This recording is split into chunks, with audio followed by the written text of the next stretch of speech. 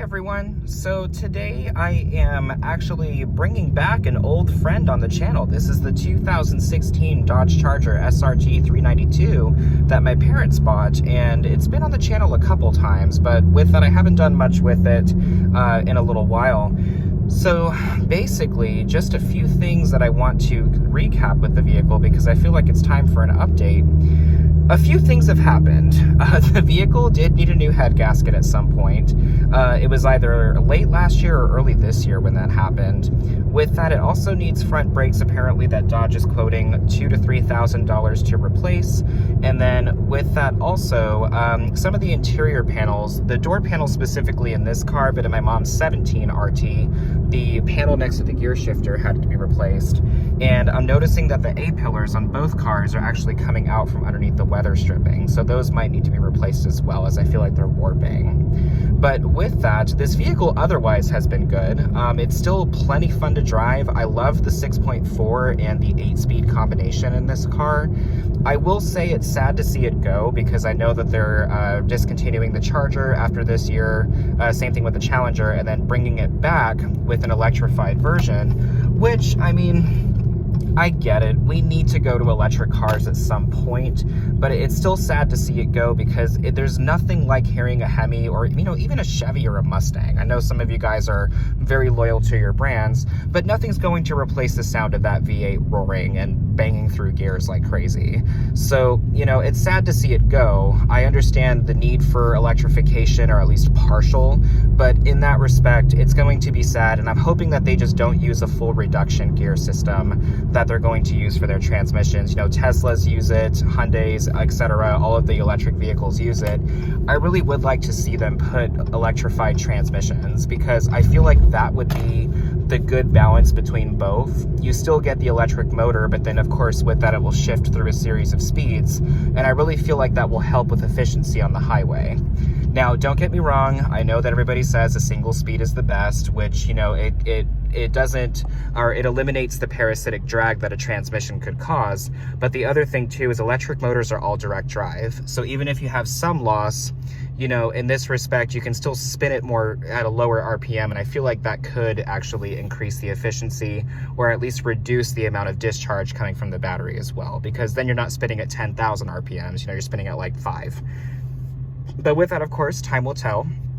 Technology is evolving, and I'm not a physicist or by any means, but you know, with that, it's just a concept that I'm thinking of. But anyway, going back to this car, I mean, other updates on it is that it's been overall just a very decent vehicle. It hasn't been unreliable. Granted, yes, we did have the issue with the head gasket, but Dodge caught it early.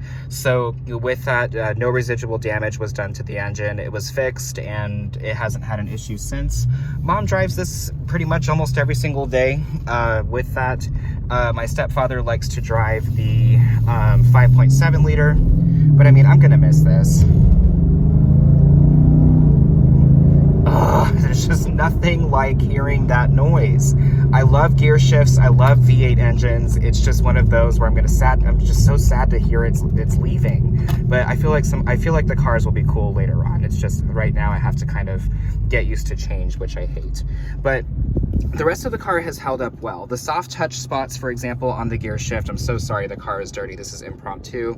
Those spots have held up well in terms of not tearing apart. The leather seats have also done a pretty good job of holding up. My mother does at times lapse on the conditioning, but with that, they are conditioned, and so they've actually held up pretty nicely. But overall, I mean, for what you get for the money, is it worth it? Yes, when you first buy it, but of course you have to see how the interior is going to age and the exterior as well. And unfortunately, the interior is not aging as I would like it to. But otherwise, in terms of the drivability, this thing feels so freaking solid. I feel like I could take this to 140, 150 miles an hour, and this thing just feels so stable.